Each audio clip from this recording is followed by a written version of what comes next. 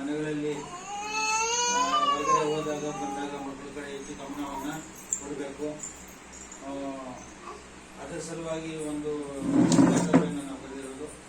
ಈ ಸಭೆಗೆ ನಮ್ಮ ಚಿತ್ರದುರ್ಗ ಕ್ಲಸ್ಟರಿನ ಶ್ರೇಯರ್ಗಳು ಸಂಪನ್ಮೂಲ ಜಿಲ್ಲಾದಂಥ ವೆಂಕಟೇಶ್ ಅವರು ಬಂದರೆ ಅವರಿಗೆ ನಾನು ನಮ್ಮ ಶಾಲಾ ಸ್ವಾಗತವನ್ನು. ಅದೇ ರೀತಿಯಾಗಿ ಈ ಕಾರ್ಯಕ್ರಮಕ್ಕೆ ಅಧ್ಯಕ್ಷರು ಅವರ ಅನುಪಸ್ಥಿತಿಯಲ್ಲಿ ನಮ್ಮ ಮುನೇಮ್ನವರು ಬಂದಿದ್ದಾರೆ. ಅವರು ಅದೇ ರೀತಿಯಾಗಿ ಪಾಲಕರು ಕೋಟೂರಾದಂಥ ನಮ್ಮ ಯಜ್ಮಕ್ನವರು, ಪುಷ್ಪಮ್ನವರು, ಸುಧಾಕ್ನು, ಗೌರವ್ನು ಮತ್ತು ಗೌರವ್ನವರು ಎಲ್ಲರೂ ಬಂದಿದ್ದಾರೆ. ಅವ್ರಿಗೂ ಕೂಡ ನಾನು ಸ್ವಾಗತವನ್ನು ಕೋರ್ತಾ ಇದ್ದೀನಿ. ಮತ್ತು ನಮ್ಮ ಶಾಲೆಯ ಶಾಸಕರಾದಂಥ ನಮ್ಮ ಗಾಯತ್ರಿ ಮೇಡಮ್ ಅವರು ಇದ್ದಾರೆ. ಅವ್ರಿಗೂ ನಾನು ಸ್ವಾಗತವನ್ನು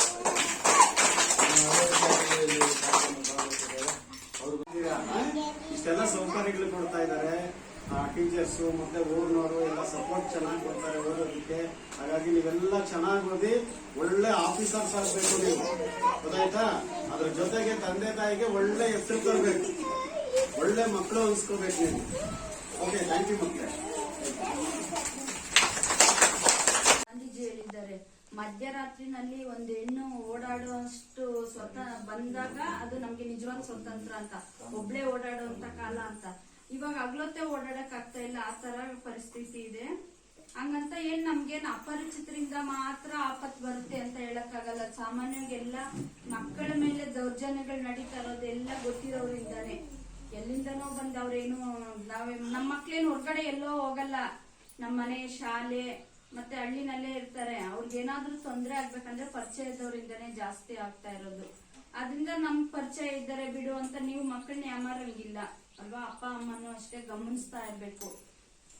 ಈಗ ಆಟ ಆಡ್ತಾ ಇದೆ ಬಿಡು, ಪಕ್ಕದ ಮನೇಲಿ ಬಿಟ್ಟು ಹೋಗೋಣ, ಅವೆಲ್ಲ ಇವಾಗ ಆಗಲ್ಲ. ಪಕ್ಕದ ಮನೆಯವರು ನಮ್ಮನ್ನೇ ನಂಬಕ್ ಆಗ್ತಾ ಇಲ್ಲ. ಈಗ ಅಂತ ಪರಿಸ್ಥಿತಿ ಇರುವಾಗ ನಾವು ಹೆಣ್ಮಕ್ಳು ಅಂತಾನೆ ಅಲ್ಲ, ಗಂಡ್ ಮಕ್ಳ ಮೇಲೂ ಅಷ್ಟೇ ಹೆಣ್ಮಕ್ಳ ಮೇಲೂ ಅಷ್ಟೇ ನಾವು ನಂಬಿಕೆ ಅಂತ ಇಟ್ಕೊಂಡು ನಾವೇನ್ ಬಿಟ್ಟು ಹೋಗ್ತೀವಿ, ಸ್ವಲ್ಪ ಹೊತ್ತು ನೋಡ್ಕೊಳ್ಳಿ ಅಂತ ಅಲ್ಲೂ ಇದು ದೌರ್ಜನ್ಯಗಳಾಗ್ಬೋದು.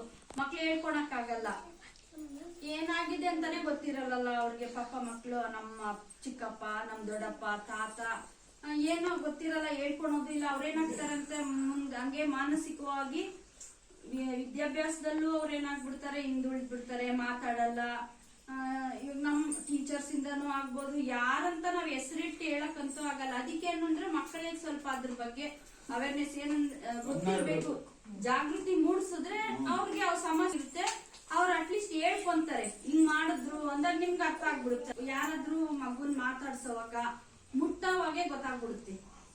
ಕೆಲವರು ಏನಂದ್ರೆ ವಿಕೃತ ಮನಸ್ಸುಗಳು, ಮಗುನ್ ಮಾತಾಡಿಸ್ತೀರಾ ಏನಮ್ಮ ಅಷ್ಟೇ ಸಾಕು, ಅದಕ್ಕೇನ್ ಮುದ್ದು ಮಾಡ್ಬೇಕಾಗಿಲ್ಲ. ಅವ್ರಮ್ಮ ಅವ್ರಪ್ಪ ಮುದ್ದು ಮಾಡ್ಕೊಂತಾರ ಮನೆಯಲ್ಲಿ. ನಾವೆಲ್ಲ ಏನೋ ಮಗುನ ಮುದ್ದಿಸ್ಬೇಕಂತ ಏನಿಲ್ಲ, ಎಲ್ಲರನ್ನು ನಾರ್ಮಲ್ ಮಕ್ಳು ಹೆಂಗ್ ನೋಡ್ಕೋಬೇಕು ಹಂಗೆ ನೋಡ್ಕೋಬೇಕು. ವಿಶೇಷವಾಗಿ ಏನು ಅದನ್ನ ಮುದ್ದು ಮಾಡೋದು, ಆ ಮಗು ಗೊತ್ತಾಗುತ್ತೆ, ಇರಿಟೇಷನ್ ಆಗುತ್ತೆ ಅಲ್ವಾ? ನಿಮ್ಗೆ ಯಾರಾದ್ರೂ ತುಂಬಾ ಇದು ಬೇರೆ ಮುಟ್ಟಿದಾಗ ಅವಾಗೆಲ್ಲ ಅದನ್ನ ನಾವು ತಿಳಿಸಿರ್ಬೇಕು.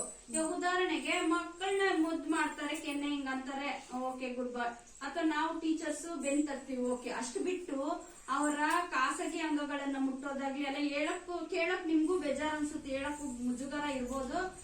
ಗೊತ್ತಿರ್ಬೇಕು. ನಾನು ಹೇಳಿದ್ದೀನಿ, ಅವಾಗ ಕ್ಲಾಸಲ್ಲಿ ಹೇಳ್ತಾ ಇರ್ತೀನಿ ಅವ್ರಿಗೆ, ಮಗುಗೆ ನಿಂತ್ಕೊಂಡಾಗ ನಾವು ಮುದ್ದು ಮಾಡೋವಾಗ ಆ ಮಗುಗೇನು ಬೇಜಾರಾಗ್ಬಾರ್ದು, ಹಿಂಸೆ ಆಗ್ಬಾರ್ದು, ಅದು ಓಕೆ. ನಾವು ಅದಕ್ಕೆ ಹಿಂಸೆ ಆಗೋ ತರ ಮುಟ್ಟೋದು, ಗಿಲ್ಲೋದು, ಅಥವಾ ಕೆಲವರು ಕಚ್ತಾರೆ, ಅವೆಲ್ಲಾನು ಬ್ಯಾಡ್ ಟಚ್ ಗೊತ್ತಿದೆ ಅಲ್ಲ ನಿಮ್ಗೆ, ಹೇಳಿದೀನಲ್ಲ ಎಲ್ಲೆಲ್ಲಿ ಮುಟ್ಟಬಾರ್ದು ಅಂತ. ಅದೆಲ್ಲ ಮಾಡಿದಾಗ ನೀವೇನ್ ಮಾಡ್ಬೇಕು, ನಮ್ಗೆ ಹೇಳ್ಬೇಕು, ಇಲ್ಲ ಅಪ್ಪ ಅಮ್ಮನ್ಗೆ ಹೋಗಿ ಮುಖ್ಯವಾಗಿ ಹೇಳ್ಬೇಕು. ಇಲ್ಲಿ ಟೀಚರ್ಸ್ ಮಾಡಿದ್ರು ಅಷ್ಟೇ, ನಾನ್ ಮಾಡಿದ್ರು ಅಷ್ಟೇ, ಮಾಡಿದ್ರು ಅಷ್ಟೇ, ನಿಮ್ಮ ಅಪ್ಪ ಅಮ್ಮ ಮಾಡಿದ್ರು ಅಷ್ಟೇ ನಮ್ಗೆ ಹೇಳ್ಬೋದು. ಅರ್ಥ ಆಯ್ತಾ?